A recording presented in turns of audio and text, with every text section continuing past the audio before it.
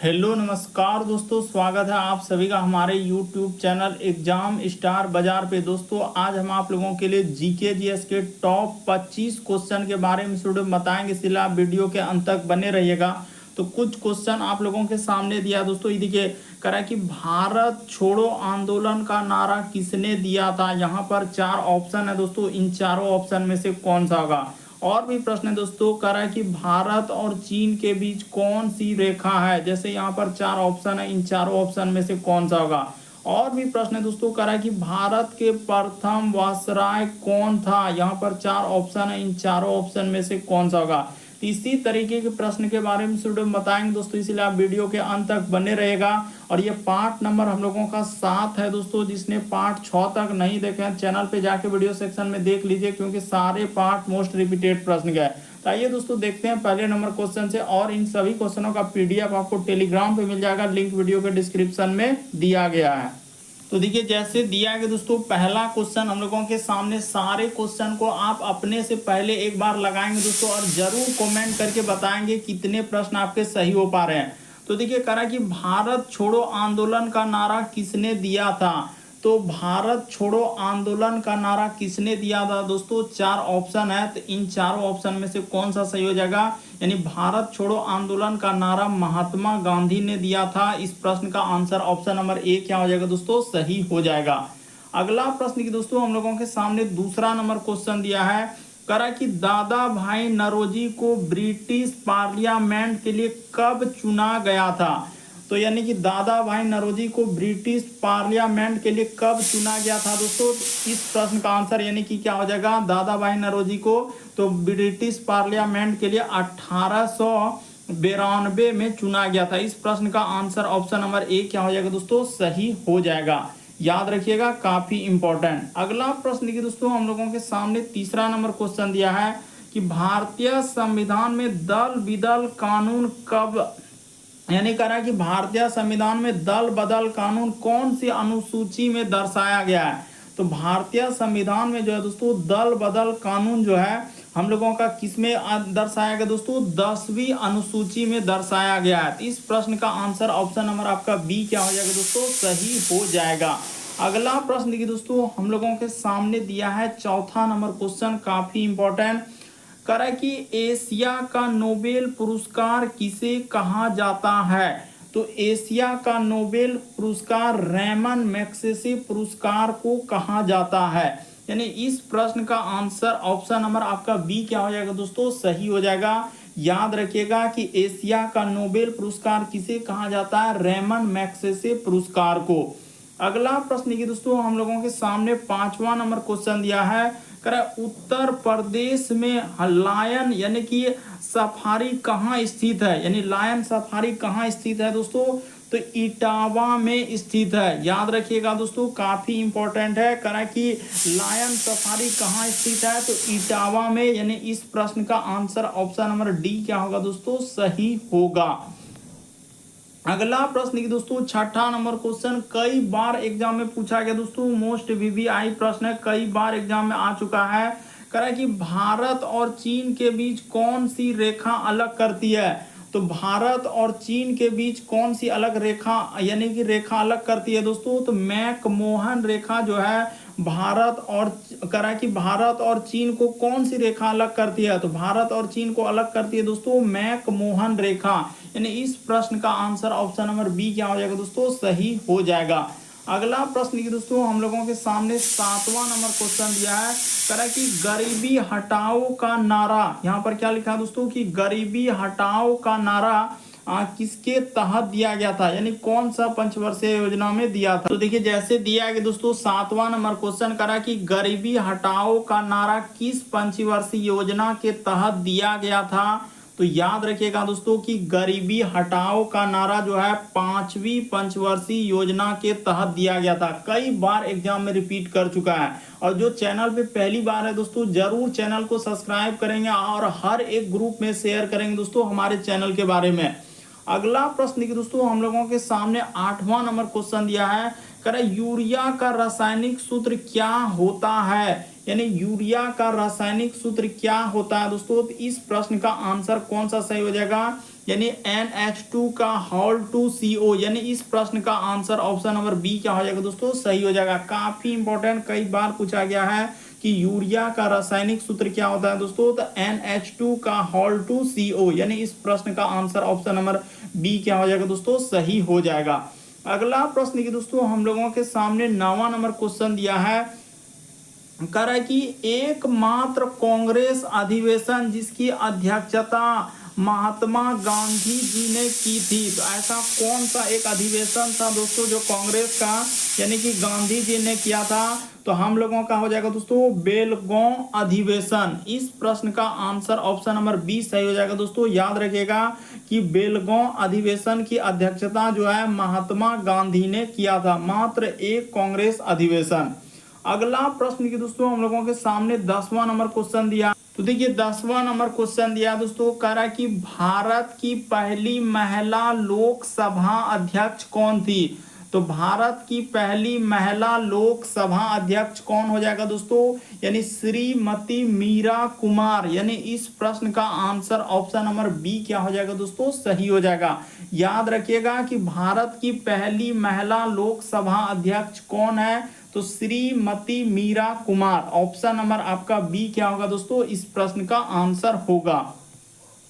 अगला प्रश्न की दोस्तों हम लोगों के सामने 11 नंबर क्वेश्चन दिया है। जैसे जैसे क्वेश्चन आ रहा है जरूर एक बार देखेंगे दोस्तों कि आपसे इस तरीके के प्रश्न हो पा रहा है कि नहीं हो पा रहा। करें, उत्तर प्रदेश में पहली वन नीति कब लाई गई थी, यानी उत्तर प्रदेश में पहली वन नीति कब लाई गई थी दोस्तों, तो 1952 में उत्तर प्रदेश में पहली वन नीति लाई गई थी। इस प्रश्न का आंसर ऑप्शन नंबर बी क्या होगा दोस्तों, सही होगा। अगला प्रश्न की दोस्तों काफी इंपॉर्टेंट, कई बार पूछा गया है कि भारत के प्रथम वायसराय कौन था, तो भारत के प्रथम वायसराय कौन हो जाएगा दोस्तों, तो लॉर्ड कैनिंग, यानी इस प्रश्न का आंसर ऑप्शन नंबर बी क्या हो जाएगा दोस्तों, सही हो जाएगा कि भारत के प्रथम वायसराय कौन थे, तो लॉर्ड कैनिंग, यानी इस प्रश्न का आंसर ऑप्शन नंबर बी क्या होगा दोस्तों, सही होगा। अगला प्रश्न की दोस्तों हम लोगों के सामने 13 नंबर क्वेश्चन दिया है, कह रहा है कि सार्क का मुख्यालय कहाँ स्थित है, यानी सार्क का मुख्यालय कहाँ स्थित हो जाएगा दोस्तों, तो काठमांडू, यानी कि हम लोगों का जो नेपाल की राजधानी है दोस्तों वहीं पर सार्क का मुख्यालय स्थित है, यानी इस प्रश्न का आंसर ऑप्शन नंबर सी क्या हो जाएगा दोस्तों, सही हो जाएगा। याद रखिएगा कि सार्क का मुख्यालय कहाँ हम लोगों का, काठमांडू में। अगला प्रश्न की दोस्तों 14 नंबर क्वेश्चन हम लोगों के सामने दिया है, करा कि भारत का पहला राष्ट्रीय उद्यान कौन सा था, तो भारत का पहला राष्ट्रीय उद्यान कौन सा था दोस्तों, तो जिम कॉर्बेट राष्ट्रीय उद्यान, यानी इस प्रश्न का आंसर ऑप्शन नंबर डी क्या होगा दोस्तों, सही हो जाएगा। याद रखिएगा कि भारत का पहला राष्ट्रीय उद्यान हम लोगों का कौन सा है, तो जिम कॉर्बेट राष्ट्रीय उद्यान। अगला प्रश्न की दोस्तों 15वां नंबर क्वेश्चन दिया हम लोगों के सामने, करा कि निम्नलिखित में से कौन सा सुमेलित नहीं है, तो यहाँ पर जैसे दिया है दोस्तों देखिए, करा कि हम लोगों का यानी कि अक्षरधाम मंदिर कहाँ है, महाराष्ट्र में। उसके बाद करा कि बृहस्पति मंदिर तमिलनाडु में है, गोमतेश्वर मंदिर कर्नाटक में है, काली घाट मंदिर पश्चिम बंगाल में है। तो हम लोगों का अगर देखा जाए दोस्तों तो इस प्रश्न का आंसर कौन सा यहाँ पर क्या पूछा है, सुमेलित नहीं है, तो ऑप्शन नंबर ए क्या हो जाएगा दोस्तों, इस प्रश्न का आंसर हो जाएगा। याद रखिएगा कि अक्षरधाम मंदिर महाराष्ट्र, ये बात क्या है दोस्तों हम लोगों का गलत है, और कमेंट करके बताएंगे दोस्तों कि अक्षरधाम मंदिर हम लोगों का किस राज्य में स्थित है। बाकी सभी को याद रखेंगे कि काली घाट मंदिर पश्चिम बंगाल में है, गोमतेश्वर मंदिर कर्नाटक में है, बृहस्पति मंदिर हम लोगों का हो जाएगा दोस्तों तमिलनाडु में हो जाएगा, और अक्षरधाम मंदिर आप जरूर कमेंट करके बताएंगे कि कौन सा राज्य में स्थित है। अगला प्रश्न की दोस्तों हम लोगों के सामने 16 नंबर क्वेश्चन दिया है कि भारत की पहली संपूर्ण जनगणना कब की गई थी, तो भारत की संपूर्ण जनगणना कब किया गया था दोस्तों, पहली बार, यानी कि हम लोगों का 1981 में किया गया था। यानी भारत की संपूर्ण जनगणना करा कि पहली बार, यानी कि संपूर्ण जनगणना पहली बार कब हुआ, तो 1981 में हुआ था। अगला प्रश्न देखिए दोस्तों, हम लोगों के सामने 17 नंबर क्वेश्चन दिया है। कह रहा है कि पानीपत का तृतीय युद्ध मराठा और किसके बीच लड़ा गया था। तो पानीपत का यानी कि हम लोगों का तृतीय युद्ध मराठा और किसके बीच लड़ा गया था दोस्तों, यही बात आपको बताना है। तो यानी कि तृतीय युद्ध मराठा और कौन हो जाएगा दोस्तों, यानी मराठा और अहमद शाह अब्दाली। यानी इस प्रश्न का आंसर ऑप्शन नंबर डी क्या हो जाएगा दोस्तों, सही हो जाएगा कि पानीपत का तृतीय युद्ध मराठा और अहमद शाह अब्दाली के बीच हुआ था। और कब हुआ था ये बात आपको कमेंट करके बताना है कि पानीपत का तृतीय युद्ध कब हुआ था, पहला युद्ध कब हुआ, दूसरा कब हुआ, सारा चीज आपको कमेंट सेक्शन में जरूर कमेंट करना है दोस्तों। और पीडीएफ आप टेलीग्राम से ले सकते हैं और चैनल पे पहली बार है तो जरूर सब्सक्राइब करेंगे। अगला प्रश्न की दोस्तों, हम लोगों के सामने 18 नंबर क्वेश्चन दिया है। करेक्ट, कांग्रेस के कौन सा अधिवेशन में नरम दल और गरम दल के बीच समझौता हुआ था। यानी कांग्रेस का कौन सा अधिवेशन दोस्तों नरम दल और गरम दल के बीच समझौता हुआ था। तो लखनऊ अधिवेशन में ही गरम दल और नरम दल के बीच समझौता हुआ था। इस प्रश्न का आंसर ऑप्शन नंबर बी क्या होगा दोस्तों, सही हो जाएगा। अगला प्रश्न की दोस्तों 19वां नंबर क्वेश्चन हम लोगों के सामने दिया है कि निम्न में से कौन सा रोग जीवाणुओं की वजह से नहीं होता है। तो यहाँ पर वही बताना दोस्तों कि कौन सा रोग जो है हम लोगों का जीवाणुओं की वजह से नहीं होता है। तो यहाँ पर कौन सा हो जाएगा दोस्तों, चेचक रोग जो है हम लोगों का जीवाणु के वजह से नहीं होता है। इस प्रश्न का आंसर ऑप्शन नंबर बी क्या होगा दोस्तों, सही हो जाएगा। याद रखिएगा कि चेचक रोग हम लोगों का जीवाणु के वजह से नहीं होता है। अगला प्रश्न की दोस्तों हम लोगों के सामने 20वां नंबर क्वेश्चन दिया है। करा कि तंबाकू शोध संस्थान कहाँ स्थित है। तो तंबाकू शोध संस्थान कहाँ है दोस्तों, हम लोगों का राजमंदुरी में। यानी इस प्रश्न का आंसर ऑप्शन नंबर आपका बी क्या हो जाएगा दोस्तों, सही हो जाएगा कि राजमंदुरी में तंबाकू शोध संस्थान स्थित है।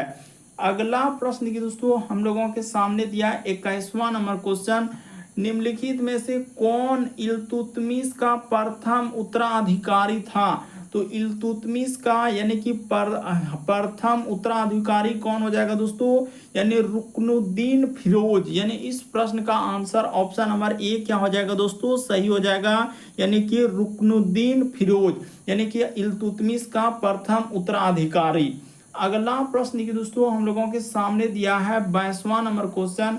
भारतीय संविधान के अनुच्छेद 36 से अनुच्छेद 51 तक मुख्य रूप से भारतीय संविधान के किस भाग में दिया गया है।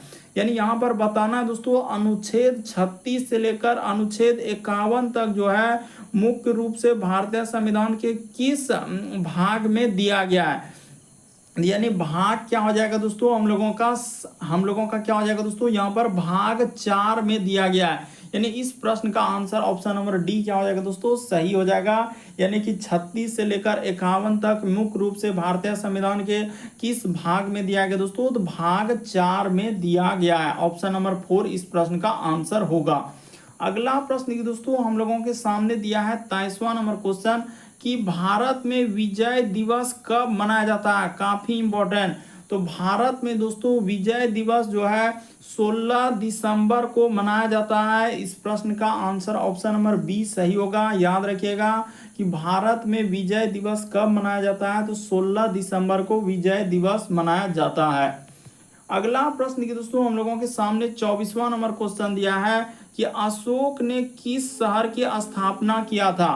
तो अशोक ने जो है दोस्तों यानी किस शहर की स्थापना किया था, तो श्रीनगर की स्थापना अशोक ने किया था। इस प्रश्न का आंसर ऑप्शन नंबर ए क्या होगा दोस्तों, सही हो जाएगा।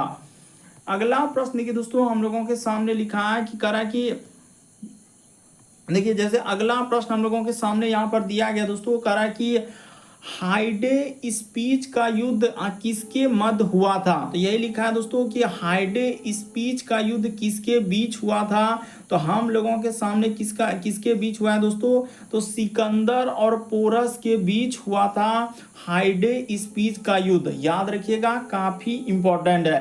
उम्मीद करते हैं दोस्तों जितने प्रश्न आपने देखे होंगे, जो नहीं आ रहे होंगे उसे कॉपी में नोट कर लिए होंगे और उसको जरूर रिवीजन करेंगे। और हमारे चैनल पे पहली बार है दोस्तों, सब्सक्राइब कर लेना है और घंटी के निशान में ऑल वाला सेलेक्ट कर देना दोस्तों, बगल में घंटी का निशान दिख रहा होगा, ताकि जब भी वीडियो डालेंगे नोटिफिकेशन आपको सबसे पहले मिल जाए। और इन सभी क्वेश्चनों का पीडीएफ आप टेलीग्राम पे ले लेंगे, लिंक वीडियो के डिस्क्रिप्शन में दिया गया। ओके दोस्तों, थैंक यू।